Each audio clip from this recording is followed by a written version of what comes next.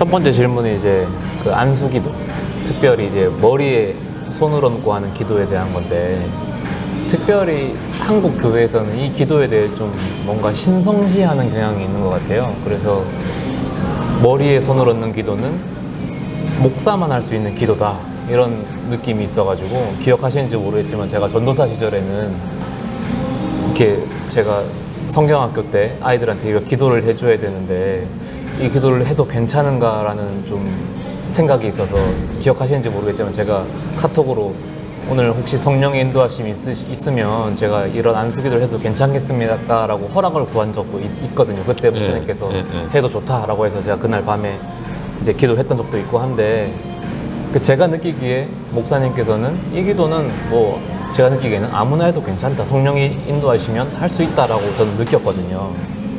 그래서 목사님 어떻게 생각하세요? 이거를 정말로 뭐 이건 목사만 할 수 있는 기도인지, 아니면은 심지어 평신도도 이게 안수기도 할 수 있는 건지. 아직도 그 한국의 기독교인들은 거기에 대해서 민감하고, 또 민감한 부분에 있어서 우리가 그걸 굳이 무시하고 강행을 하게 되면 부작용이, 잡음이 많이 날 수가 있어요. 그리고 일반 성도들은 안수라는 말을 가급적 쓰지 않는 게 나아요. 뭐 손을 붙잡고 기도한다든가 손을 얹고 기도한다든가, 결국은 같은 말인데, 그러나 그 정확한 정의와는 별도로 우리가 세수라는 말이 손을 씻는다는 말이지만 얼굴을 씻는다는 말로 쓰잖아요. 마찬가지로 안수라는 말도 손을 얹는다는 말이지만 안수라는 말이 자체적인 의미를 갖게 됐기 때문에, 만일 평신도들이 섣불리 안수하자, 안수기도 이런 식으로 말을 하게 되면 분명히 사람들이 알러지 반응을 보이고 득보다 실이 많을 수가 있어요. 언어의 힘이라는 게 그처럼 큰 거예요. 그러나 결국 손을 얹고 기도하는 거는 손을 얹는다는 그 행위 자체의 의미가 있는 게 아니고, 손을 얹음으로써 기도를 해주는 사람에게서 기도받는 사람에게 영적으로 무엇이 전달되는 것을 전제하는 거예요. 그러지 않는다면 손을 얹는 게 무의미한 거예요. 그렇죠? 요즘에는 그 외국에서도 이렇게 식사 기도할 때 뭐 손을 잡고 기도하고 뭐 이런 게 굉장히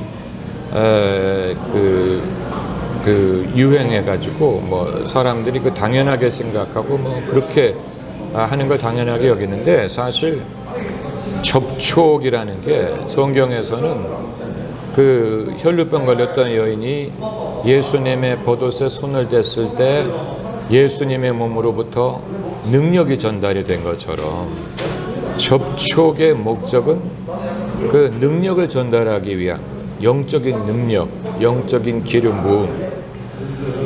그렇기 때문에 사도 바울이 디모데에게 말하기를 내가 너에게 안수함으로 너에게 있는 은사가 있다, 이렇게 말을 하고, 이 안수기도의 근원은 기도를 해주는 사람으로부터 하나님의 능력이 전달되는 걸 전제로 한 것이지, 그게 어떤 성도들 간의 연대감을 뭐 나타내기 위한 거라든가 무슨 뭐 사랑을 나타내기 위한 그런 방편으로 오늘날 그냥 유대감을 위해서 사람들이 손잡고 기도하는 그런 약간 변질된 그런 면이 많이 있어요. 접촉을 하고 기도를 하는 것은, 그렇게 기도하는 사람이 그렇게 함으로써 뭔가 자신으로부터 영적인 능력이 전달될 것을 바라고 구하기 때문에 그렇게 하는 것이고, 그게 아니고 그냥 무슨 뭐 상징적인 표현으로 하는 것이라면 그건 약간 그 느낌이 희석된 거라고 볼 수밖에 없죠. 그런데 이제 그 전달되는 능력이 있다고 하더라도 이제 머리에다가 손을 얹게 되는 것은, 그건 뭐 복잡하게 생각할 필요가 없이 그냥 일반적인 그 예절을 생각할 때 애가 아빠 머리 위에 손을 얹지 않죠. 할아버지 머리에다가 손을 얹지 않죠. 그건 우리가 뭐 신앙적인 것을 말하기 전에 사람과 사람 사이에 예절이라는 게 있어요. 그걸 우리가 무시할 수 없어요. 그러니까 담임 목사가 성도들에게 안수 기도를 할 수 있기 위해서는 그만큼 그 성도들이 담임 목사의 영적인 권세를 인정하고 그것을 받아들일 준비가 있기 때문에 뭐 머리에다가 손을 얹을 수도 있는 것이고 또 예언을 할 수도 있는 것이고 내 아들아 내 딸아 이렇게 기도를 할 수도 있는 것이지, 만약에 그걸 배제하고 그런 어떤 공식으로 서로 인정하는 영적인 질서와 영적인 권세가 없는 상황에서 그냥 아무에게나 머리에 손을 얹게 되고 아무개나 예언을 하게 되면 하나님이 역사하실 수는 있지만, 그러나 하나님이 역사하시는 것이라도 사람들에게 그게 충분히 인식이 되고 이해가 되지 않으면 부작용을 발생시킬 수 있어요. 그렇기 때문에 이 성도들이 평신도가 서로 기도를 할 때는 문제가 될 만한 요지를 안 만드는 게 나아요. 그러니까 내가 상대방을 손을 잡고 기도하든 어깨에 손을 얹고 기도를 하든 내게서 그 사람에게 영적인 파워가 전달된다는 걸 전제로 한다면 반드시 머리에다가 손을 얹어야만 전달이 되는 게 아니죠. 그렇잖아요. 그렇기 때문에 그냥 손을 붙잡고 해도 되죠. 전달이 목적이라는. 그러니까 사람들이 너무 어떤 무슨 꼭 이런 식으로 손을 얹어야 된다는 그런 강박관념을 갖지 말고, 과연 성령께서 나를 통해서 역사하신다고 믿는다면 굳이 머리에다가 손을 얹으려고 할 필요가 뭐가 있겠어요. 그러니까 이런 거는 이제 영적인 것보다는 상식적인 차원에서 생각을 해야 돼. 상식적인 차원에서 나이가 젊은 사람이 나이가 많은 사람에게 기도할 때는 예절을 지켜야 되고, 또 남자가 여자에게 기도한다든가 여자가 남자에게 기도할 때도 당연히 예절을 지켜야 되고, 이 예절을 우리가 무시하고 사역을 할 수 없어요.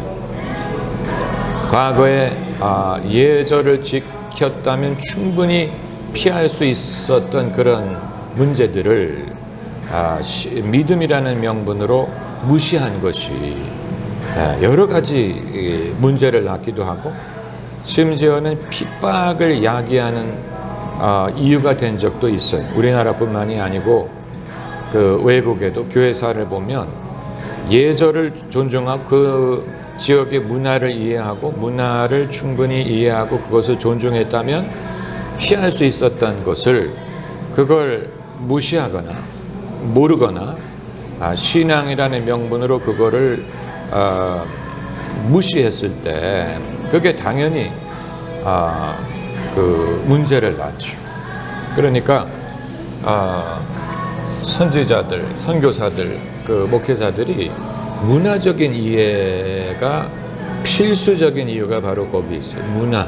우리가 선교지에 갔을 때만 문화적인 차이를 알아야 되는 게 아니고 같은 사회에도 문화적인 요소가 많이 있어요.